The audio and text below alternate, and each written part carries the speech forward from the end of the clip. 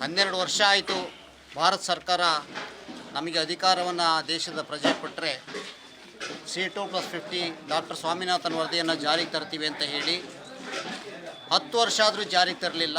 ಆ ನಂತರ ಸುಪ್ರೀಂ ಕೋರ್ಟಲ್ಲಿ ನಾನು C2+50 ಸ್ವಾಮಿನಾಥನ್ ವರದಿ ಜಾರಿ ತರೋದಕ್ಕಾಗೋದಿಲ್ಲ ಅಂತ ಬರವಣಿಗೆಯಲ್ಲಿ ಕೊಟ್ಟರು. ಈಗಾಗಲೇ ಸ್ವಾಮಿನಾಥನ್ ವರದಿ ಕೊಟ್ಟು 20ನೇ ವರ್ಷಕ್ಕೆ ಬಂದಿದ್ದೀವಿ. ಮತ್ತು ಕರ್ನಾಟಕ ಸರ್ಕಾರ ಕರ್ನಾಟಕದ ಕೃಷಿ ಬೆಲೆ ಆಯೋಗದ ವರದಿಯನ್ನು ತಗೊಂಡು ಈಗ 8 ವರ್ಷಕ್ಕೆ ತಲುಪಿದ್ದೀವಿ. 8 ವರ್ಷದಿಂದನೂ ಕೂಡ ಕೃಷಿ ಬೆಲೆ ಆಯೋಗದ ವರದಿಯನ್ನು ಕರ್ನಾಟಕ ಸರ್ಕಾರ ಜಾರಿಗೆ ತಂದಿಲ್ಲ. ಎರಡೂ ಸರ್ಕಾರಗಳು ಕೂಡ ಬೆಲೆ ಆಯೋಗವನ್ನು ನೇಮಕ ಮಾಡಿ ಆ ವರದಿಯನ್ನು ಜಾರಿ ತರದೆ ಹೋದರೆ ಯಾವ ಪುರುಷಾರ್ಥಕ್ಕೆ ಬೆಲೆ ಆಯೋಗವನ್ನು ನೇಮಕ ಮಾಡಿದೆ. ಆ ಹಿನ್ನೆಲೆಯಲ್ಲಿ ಎಲ್ಲ ವ್ಯವಸ್ಥೆಗಳು ಕೂಡ ಕೃಷಿಯೇತರ ವರ್ಗದವರು ಚೆನ್ನಾಗಿದ್ದಾರೆ, ಕೃಷಿ ವರ್ಗದವರು ನಾಶ ಆಗಿದ್ದಾರೆ. 2023ನೇ ಇಸ್ವಿನಲ್ಲಿ ಮಾರ್ಚ್ 1ನೇ ತಾರೀಕು ಕರ್ನಾಟಕದಲ್ಲಿ ಸರ್ಕಾರಿ ನೌಕರದಾರರು ಕೇವಲ 2 ಗಂಟೆ 30 ನಿಮಿಷ ಮಾಡಿದಂತಹ ಚಳುವಳಿಗೆ 17% ಅವರ ವೇತನವನ್ನು ಕರ್ನಾಟಕ ಸರ್ಕಾರ ಜಾಸ್ತಿ ಮಾಡಿತು. ಆದರೆ 8 ವರ್ಷಗಳಿಂದ ಕರ್ನಾಟಕದ ಕೃಷಿ ಬೆಲೆ ಆಯೋಗದ ವರದಿ ಜಾರಿಗೆ ತರಲಿಲ್ಲ. 20 ವರ್ಷದಿಂದ ಕೇಂದ್ರ ಸರ್ಕಾರನೂ ಕೂಡ C2+50 ಜಾರಿಗೆ ತರಲಿಲ್ಲ. ಹಾಗಾದರೆ ರೈತರು ಅಂದರೆ ಮಲತಾಯಿ ಮಕ್ಕಳ, ರೈತರನ್ನ ಯಾವ ದೃಷ್ಟಿಯಲ್ಲಿ ನೋಡ್ತಾ ಇದ್ದೀರಿ? ಆ ಕಾರಣಕ್ಕೆ ರೈತರು ತಾವು ಬೆಳೆದಂಥ ಬೆಳೆಗಳನ್ನು ಸರ್ಕಾರಗಳು ಜಾರಿಗೆ ತರದೇ ಇರುವಂಥ ಬೆಲೆ ಆಯೋಗಗಳ ವರದಿಯ ಕೆಳಗೆ ಬ್ಯಾಂಕ್ ಸಾಲ ಕೊಟ್ಟಿದೆ ಬೆಳೆಯನ್ನು ತೆಗಿಲಿಕ್ಕೆ, ಆ ಸಾಲದ ಬಾಬ್ತು ರೈತರು ಬೆಳೆದಂಥ ಬೆಳೆಗಳನ್ನು C2+50 ವರದಿಯ ಕೆಳಗೆ ಬ್ಯಾಂಕಿಗೆ ಜಮಾ ಮಾಡುವಂಥ ಕಾರ್ಯಕ್ರಮವನ್ನು ಗ್ರಾಮೀಣ ಬ್ಯಾಂಕಿಗೆ ಈ ದಿವಸ ಹೊಳಲ್ಕೆರೆ ತಾಲೂಕು ಶಿವಗಂಗದಲ್ಲಿ ಗ್ರಾಮೀಣ ಬ್ಯಾಂಕ್ ಶಾಖೆಗೆ ಕೊಟ್ಟಿದ್ದೀವಿ. ಅವರು ರಿಸೀವ್ಡ್ ಕಾಪಿಯನ್ನು ಕೊಟ್ಟಿದ್ದಾರೆ. ಇನ್ನು ಮುಂದೆ ಎಲ್ಲ ಬ್ಯಾಂಕ್ಗಳು ಕೂಡ ರೈತರ ಬೆಳೆಗಳಿಗೆ ಮೌಲ್ಯಯುತವಾದ ಬೆಲೆ ಭದ್ರತೆ ಕಾಯ್ದೆಯನ್ನು ಜಾರಿಗೆ ತರದೆ ಹೋದರೆ ಇನ್ನು ಮುಂದೆ ಎಲ್ಲ ಬ್ಯಾಂಕು ಮತ್ತು ಸರ್ಕಾರದ ಎಲ್ಲ ವ್ಯವಸ್ಥೆಗಳಿಗೂ ಕೂಡ ರೈತರು ತಮ್ಮ ಬೆಳೆಗಳನ್ನು C2+50 ಕೆಳಗೆ ನಾವು ನಮ್ಮ ಬೆಳೆಗಳನ್ನು ಜಮಾ ಹಾಕುವಂಥ ಕಾರ್ಯಕ್ರಮವನ್ನು ಚಾಲೂ ಮಾಡಬೇಕಾಗತ್ತೆ. ಇದಕ್ಕೆ ಅವಕಾಶ ಕೊಡಬಾರ್ದು. ಅಂದರೆ ಸರ್ಕಾರ ಜಾಗ್ರತೆಯನ್ನು ವಹಿಸಿ ರೈತರ ಬೆಳೆಗಳಿಗೆ ಬೆಲೆ ಭದ್ರತೆ ಕಾಯ್ದೆಯನ್ನು ತರಬೇಕು. ಇಲ್ಲೇ ಹೋದರೆ ಪುರಾತನ ಕಾಲದ ಬಾರ್ಟರ್ ಸಿಸ್ಟಮ್ ಅಂತ ಏನಿತ್ತು ಅದನ್ನು ರೈತರು ಮುಂದುವರಿಸಲಿಕ್ಕೆ ತಯಾರಿ ನಡೆಸಿದ್ದಾರೆ ಅನ್ನೋ ಮಾತನ್ನು ತಮ್ಮ ವಾಹಿನಿಯ ಮುಖಾಂತರ ಸರ್ಕಾರಕ್ಕೆ ಎಚ್ಚರಿಕೆ ಕೊಡ್ತಾ ಇದೆ. 12 ವರ್ಷ ಆಯಿತು ಭಾರತ ಸರ್ಕಾರ ನಮಗೆ ಅಧಿಕಾರವನ್ನು ದೇಶದ ಪ್ರಜೆ ಕೊಟ್ಟರೆ C2+50 ಡಾಕ್ಟರ್ ಸ್ವಾಮಿನಾಥನ್ ವರದಿಯನ್ನು ಜಾರಿಗೆ ತರ್ತೀವಿ ಅಂತ ಹೇಳಿ 10 ವರ್ಷ ಆದರೂ ಜಾರಿಗೆ ತರಲಿಲ್ಲ. ಆ ನಂತರ ಸುಪ್ರೀಂ ಕೋರ್ಟಲ್ಲಿ ನಾನು C2+50 ಸ್ವಾಮಿನಾಥನ್ ವರದಿ ಜಾರಿ ತರೋದಕ್ಕಾಗೋದಿಲ್ಲ ಅಂತ ಬರವಣಿಗೆಯಲ್ಲಿ ಕೊಟ್ಟರು. ಈಗಾಗಲೇ ಸ್ವಾಮಿನಾಥನ್ ವರದಿ ಕೊಟ್ಟು 20ನೇ ವರ್ಷಕ್ಕೆ ಬಂದಿದ್ದೀವಿ. ಮತ್ತು ಕರ್ನಾಟಕ ಸರ್ಕಾರ ಕರ್ನಾಟಕದ ಕೃಷಿ ಬೆಲೆ ಆಯೋಗದ ವರದಿಯನ್ನು ತಗೊಂಡು ಈಗ 8 ವರ್ಷಕ್ಕೆ ತಲುಪಿದ್ದೀವಿ. 8 ವರ್ಷದಿಂದನೂ ಕೂಡ ಕೃಷಿ ಬೆಲೆ ಆಯೋಗದ ವರದಿಯನ್ನು ಕರ್ನಾಟಕ ಸರ್ಕಾರ ಜಾರಿಗೆ ತಂದಿಲ್ಲ. ಎರಡೂ ಸರ್ಕಾರಗಳು ಕೂಡ ಬೆಲೆ ಆಯೋಗವನ್ನು ನೇಮಕ ಮಾಡಿ ಆ ವರದಿಯನ್ನು ಜಾರಿ ತರದೆ ಹೋದರೆ ಯಾವ ಪುರುಷಾರ್ಥಕ್ಕೆ ಬೆಲೆ ಆಯೋಗವನ್ನು ನೇಮಕ ಮಾಡಿದೆ. ಆ ಹಿನ್ನೆಲೆಯಲ್ಲಿ ಎಲ್ಲ ವ್ಯವಸ್ಥೆಗಳು ಕೂಡ ಕೃಷಿಯೇತರ ವರ್ಗದವರು ಚೆನ್ನಾಗಿದ್ದಾರೆ, ಕೃಷಿ ವರ್ಗದವರು ನಾಶ ಆಗಿದ್ದಾರೆ. 2023ನೇ ಇಸ್ವಿನಲ್ಲಿ ಮಾರ್ಚ್ 1ನೇ ತಾರೀಕು ಕರ್ನಾಟಕದಲ್ಲಿ ಸರ್ಕಾರಿ ನೌಕರದಾರರು ಕೇವಲ 2 ಗಂಟೆ 30 ನಿಮಿಷ ಮಾಡಿದಂತಹ ಚಳುವಳಿಗೆ 17% ಅವರ ವೇತನವನ್ನು ಕರ್ನಾಟಕ ಸರ್ಕಾರ ಜಾಸ್ತಿ ಮಾಡಿತು. ಆದರೆ 8 ವರ್ಷಗಳಿಂದ ಕರ್ನಾಟಕದ ಕೃಷಿ ಬೆಲೆ ಆಯೋಗದ ವರದಿ ಜಾರಿಗೆ ತರಲಿಲ್ಲ. 20 ವರ್ಷದಿಂದ ಕೇಂದ್ರ ಸರ್ಕಾರನೂ ಕೂಡ C2+50 ಜಾರಿಗೆ ತರಲಿಲ್ಲ. ಹಾಗಾದರೆ ರೈತರು ಅಂದರೆ ಮಲತಾಯಿ ಮಕ್ಕಳ, ರೈತರನ್ನ ಯಾವ ದೃಷ್ಟಿಯಲ್ಲಿ ನೋಡ್ತಾ ಇದ್ದೀರಿ? ಆ ಕಾರಣಕ್ಕೆ ರೈತರು ತಾವು ಬೆಳೆದಂಥ ಬೆಳೆಗಳನ್ನು ಸರ್ಕಾರಗಳು ಜಾರಿಗೆ ತರದೇ ಇರುವಂಥ ಬೆಲೆ ಆಯೋಗಗಳ ವರದಿಯ ಕೆಳಗೆ ಬ್ಯಾಂಕ್ ಸಾಲ ಕೊಟ್ಟಿದೆ ಬೆಳೆಯನ್ನು ತೆಗಿಲಿಕ್ಕೆ, ಆ ಸಾಲದ ಬಾಬ್ತು ರೈತರು ಬೆಳೆದಂಥ ಬೆಳೆಗಳನ್ನು C2+50 ವರದಿಯ ಕೆಳಗೆ ಬ್ಯಾಂಕಿಗೆ ಜಮಾ ಮಾಡುವಂಥ ಕಾರ್ಯಕ್ರಮವನ್ನು ಗ್ರಾಮೀಣ ಬ್ಯಾಂಕಿಗೆ ಈ ದಿವಸ ಹೊಳಲ್ಕೆರೆ ತಾಲೂಕು ಶಿವಗಂಗದಲ್ಲಿ ಗ್ರಾಮೀಣ ಬ್ಯಾಂಕ್ ಶಾಖೆಗೆ ಕೊಟ್ಟಿದ್ದೀವಿ. ಅವರು ರಿಸೀವ್ಡ್ ಕಾಪಿಯನ್ನು ಕೊಟ್ಟಿದ್ದಾರೆ. ಇನ್ನು ಮುಂದೆ ಎಲ್ಲ ಬ್ಯಾಂಕ್ಗಳು ಕೂಡ ರೈತರ ಬೆಳೆಗಳಿಗೆ ಮೌಲ್ಯಯುತವಾದ ಬೆಲೆ ಭದ್ರತೆ ಕಾಯ್ದೆಯನ್ನು ಜಾರಿಗೆ ತರದೆ ಹೋದರೆ ಇನ್ನು ಮುಂದೆ ಎಲ್ಲ ಬ್ಯಾಂಕು ಮತ್ತು ಸರ್ಕಾರದ ಎಲ್ಲ ವ್ಯವಸ್ಥೆಗಳಿಗೂ ಕೂಡ ರೈತರು ತಮ್ಮ ಬೆಳೆಗಳನ್ನು C2+50 ಕೆಳಗೆ ನಾವು ನಮ್ಮ ಬೆಳೆಗಳನ್ನು ಜಮಾ ಹಾಕುವಂಥ ಕಾರ್ಯಕ್ರಮವನ್ನು ಚಾಲೂ ಮಾಡಬೇಕಾಗತ್ತೆ. ಇದಕ್ಕೆ ಅವಕಾಶ ಕೊಡಬಾರ್ದು. ಅಂದರೆ ಸರ್ಕಾರ ಜಾಗ್ರತೆಯನ್ನು ವಹಿಸಿ ರೈತರ ಬೆಳೆಗಳಿಗೆ ಬೆಲೆ ಭದ್ರತೆ ಕಾಯ್ದೆಯನ್ನು ತರಬೇಕು.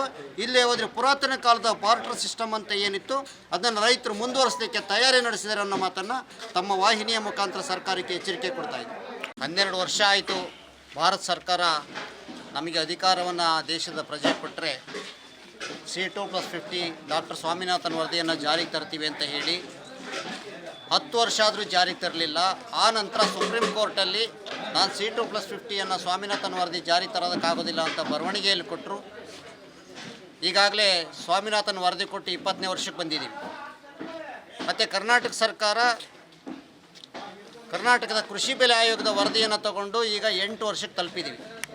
8 ವರ್ಷದಿಂದನೂ ಕೂಡ ಕೃಷಿ ಬೆಲೆ ಆಯೋಗದ ವರದಿಯನ್ನು ಕರ್ನಾಟಕ ಸರ್ಕಾರ ಜಾರಿಗೆ ತಂದಿಲ್ಲ. ಎರಡೂ ಸರ್ಕಾರಗಳು ಕೂಡ ಬೆಲೆ ಆಯೋಗವನ್ನು ನೇಮಕ ಮಾಡಿ ಆ ವರದಿಯನ್ನು ಜಾರಿ ತರದೆ ಹೋದರೆ ಯಾವ ಪುರುಷಾರ್ಥಕ್ಕೆ ಬೆಲೆ ಆಯೋಗವನ್ನು ನೇಮಕ ಮಾಡಿದೆ. ಆ ಹಿನ್ನೆಲೆಯಲ್ಲಿ ಎಲ್ಲ ವ್ಯವಸ್ಥೆಗಳು ಕೂಡ ಕೃಷಿಯೇತರ ವರ್ಗದವರು ಚೆನ್ನಾಗಿದ್ದಾರೆ, ಕೃಷಿ ವರ್ಗದವರು ನಾಶ ಆಗಿದ್ದಾರೆ. 2023ನೇ ಇಸ್ವಿನಲ್ಲಿ ಮಾರ್ಚ್ 1ನೇ ತಾರೀಕು ಕರ್ನಾಟಕದಲ್ಲಿ ಸರ್ಕಾರಿ ನೌಕರದಾರರು ಕೇವಲ 2 ಗಂಟೆ 30 ನಿಮಿಷ ಮಾಡಿದಂತಹ ಚಳುವಳಿಗೆ 17% ಅವರ ವೇತನವನ್ನು ಕರ್ನಾಟಕ ಸರ್ಕಾರ ಜಾಸ್ತಿ ಮಾಡಿತು. ಆದರೆ 8 ವರ್ಷಗಳಿಂದ ಕರ್ನಾಟಕದ ಕೃಷಿ ಬೆಲೆ ಆಯೋಗದ ವರದಿ ಜಾರಿಗೆ ತರಲಿಲ್ಲ.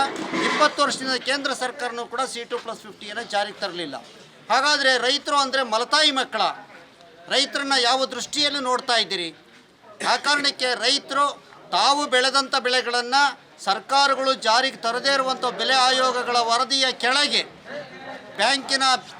ಬ್ಯಾಂಕ್ ಸಾಲ ಕೊಟ್ಟಿದೆ ಬೆಳೆಯನ್ನು ತೆಗಿಲಿಕ್ಕೆ, ಆ ಸಾಲದ ಬಾಬ್ತು ರೈತರು ಬೆಳೆದಂಥ ಬೆಳೆಗಳನ್ನು C2+50 ವರದಿಯ ಕೆಳಗೆ ಬ್ಯಾಂಕಿಗೆ ಜಮಾ ಮಾಡುವಂಥ ಕಾರ್ಯಕ್ರಮವನ್ನು ಗ್ರಾಮೀಣ ಬ್ಯಾಂಕಿಗೆ ಈ ದಿವಸ ಹೊಳಲ್ಕೆರೆ ತಾಲೂಕು ಶಿವಗಂಗದಲ್ಲಿ ಗ್ರಾಮೀಣ ಬ್ಯಾಂಕ್ ಶಾಖೆಗೆ ಕೊಟ್ಟಿದ್ದೀವಿ. ಅವರು ರಿಸೀವ್ಡ್ ಕಾಪಿಯನ್ನು ಕೊಟ್ಟಿದ್ದಾರೆ. ಇನ್ನು ಮುಂದೆ ಎಲ್ಲ ಬ್ಯಾಂಕ್ಗಳು ಕೂಡ ರೈತರ ಬೆಳೆಗಳಿಗೆ ಮೌಲ್ಯಯುತವಾದ ಬೆಲೆ ಭದ್ರತೆ ಕಾಯ್ದೆಯನ್ನು ಜಾರಿಗೆ ತರದೆ ಹೋದರೆ ಇನ್ನು ಮುಂದೆ ಎಲ್ಲ ಬ್ಯಾಂಕು ಮತ್ತು ಸರ್ಕಾರದ ಎಲ್ಲ ವ್ಯವಸ್ಥೆಗಳಿಗೂ ಕೂಡ ರೈತರು ತಮ್ಮ ಬೆಳೆಗಳನ್ನು C2+50 ಕೆಳಗೆ ನಾವು ನಮ್ಮ ಬೆಳೆಗಳನ್ನು ಜಮಾ ಹಾಕುವಂಥ ಕಾರ್ಯಕ್ರಮವನ್ನು ಚಾಲೂ ಮಾಡಬೇಕಾಗತ್ತೆ. ಇದಕ್ಕೆ ಅವಕಾಶ ಕೊಡಬಾರ್ದು ಅಂದರೆ ಸರ್ಕಾರ ಜಾಗ್ರತೆಯನ್ನು ವಹಿಸಿ ರೈತರ ಬೆಳೆಗಳಿಗೆ ಬೆಲೆ ಭದ್ರತೆ ಕಾಯ್ದೆಯನ್ನು ತರಬೇಕು. ಇಲ್ಲೇ ಹೋದರೆ ಪುರಾತನ ಕಾಲದ ಬಾರ್ಟರ್ ಸಿಸ್ಟಮ್ ಅಂತ ಏನಿತ್ತು ಅದನ್ನು ರೈತರು ಮುಂದುವರಿಸಲಿಕ್ಕೆ ತಯಾರಿ ನಡೆಸಿದ್ದಾರೆ ಅನ್ನೋ ಮಾತನ್ನು ತಮ್ಮ ವಾಹಿನಿಯ ಮುಖಾಂತರ ಸರ್ಕಾರಕ್ಕೆ ಎಚ್ಚರಿಕೆ ಕೊಡ್ತಾ ಇದೆ. 12 ವರ್ಷ ಆಯಿತು ಭಾರತ ಸರ್ಕಾರ ನಮಗೆ ಅಧಿಕಾರವನ್ನು ದೇಶದ ಪ್ರಜೆ ಕೊಟ್ಟರೆ C2+50 ಡಾಕ್ಟರ್ ಸ್ವಾಮಿನಾಥನ್ ವರದಿಯನ್ನು ಜಾರಿಗೆ ತರ್ತೀವಿ ಅಂತ ಹೇಳಿ 10 ವರ್ಷ ಆದರೂ ಜಾರಿಗೆ ತರಲಿಲ್ಲ. ಆ ನಂತರ ಸುಪ್ರೀಂ ಕೋರ್ಟಲ್ಲಿ ನಾನು C2+50 ಸ್ವಾಮಿನಾಥನ್ ವರದಿ ಜಾರಿ ತರೋದಕ್ಕಾಗೋದಿಲ್ಲ ಅಂತ ಬರವಣಿಗೆಯಲ್ಲಿ ಕೊಟ್ಟರು. ಈಗಾಗಲೇ ಸ್ವಾಮಿನಾಥನ್ ವರದಿ ಕೊಟ್ಟು 20ನೇ ವರ್ಷಕ್ಕೆ ಬಂದಿದ್ದೀವಿ. ಮತ್ತು ಕರ್ನಾಟಕ ಸರ್ಕಾರ ಕರ್ನಾಟಕದ ಕೃಷಿ ಬೆಲೆ ಆಯೋಗದ ವರದಿಯನ್ನು ತಗೊಂಡು ಈಗ 8 ವರ್ಷಕ್ಕೆ ತಲುಪಿದ್ದೀವಿ. 8 ವರ್ಷದಿಂದನೂ ಕೂಡ ಕೃಷಿ ಬೆಲೆ ಆಯೋಗದ ವರದಿಯನ್ನು ಕರ್ನಾಟಕ ಸರ್ಕಾರ ಜಾರಿಗೆ ತಂದಿಲ್ಲ. ಎರಡೂ ಸರ್ಕಾರಗಳು ಕೂಡ ಬೆಲೆ ಆಯೋಗವನ್ನು ನೇಮಕ ಮಾಡಿ ಆ ವರದಿಯನ್ನು ಜಾರಿ ತರದೆ ಹೋದರೆ ಯಾವ ಪುರುಷಾರ್ಥಕ್ಕೆ ಬೆಲೆ ಆಯೋಗವನ್ನು ನೇಮಕ ಮಾಡಿದೆ. ಆ ಹಿನ್ನೆಲೆಯಲ್ಲಿ ಎಲ್ಲ ವ್ಯವಸ್ಥೆಗಳು ಕೂಡ ಕೃಷಿಯೇತರ ವರ್ಗದವರು ಚೆನ್ನಾಗಿದ್ದಾರೆ, ಕೃಷಿ ವರ್ಗದವರು ನಾಶ ಆಗಿದ್ದಾರೆ.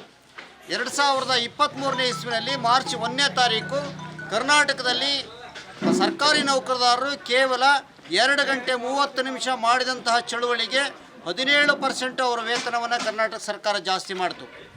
ಆದರೆ 8 ವರ್ಷಗಳಿಂದ ಕರ್ನಾಟಕದ ಕೃಷಿ ಬೆಲೆ ಆಯೋಗದ ವರದಿ ಜಾರಿಗೆ ತರಲಿಲ್ಲ. 20 ವರ್ಷದಿಂದ ಕೇಂದ್ರ ಸರ್ಕಾರನೂ ಕೂಡ C2+50 ಜಾರಿಗೆ ತರಲಿಲ್ಲ.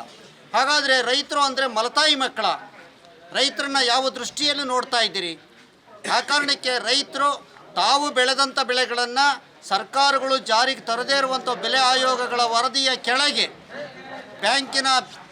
ಬ್ಯಾಂಕ್ ಸಾಲ ಕೊಟ್ಟಿದೆ ಬೆಳೆಯನ್ನು ತೆಗಿಲಿಕ್ಕೆ, ಆ ಸಾಲದ ಬಾಬ್ತು ರೈತರು ಬೆಳೆದಂಥ ಬೆಳೆಗಳನ್ನು C2+50 ವರದಿಯ ಕೆಳಗೆ ಬ್ಯಾಂಕಿಗೆ ಜಮಾ ಮಾಡುವಂಥ ಕಾರ್ಯಕ್ರಮವನ್ನು ಗ್ರಾಮೀಣ ಬ್ಯಾಂಕಿಗೆ ಈ ದಿವಸ ಹೊಳಲ್ಕೆರೆ ತಾಲೂಕು ಶಿವಗಂಗದಲ್ಲಿ ಗ್ರಾಮೀಣ ಬ್ಯಾಂಕ್ ಶಾಖೆಗೆ ಕೊಟ್ಟಿದ್ದೀವಿ. ಅವರು ರಿಸೀವ್ಡ್ ಕಾಪಿಯನ್ನು ಕೊಟ್ಟಿದ್ದಾರೆ.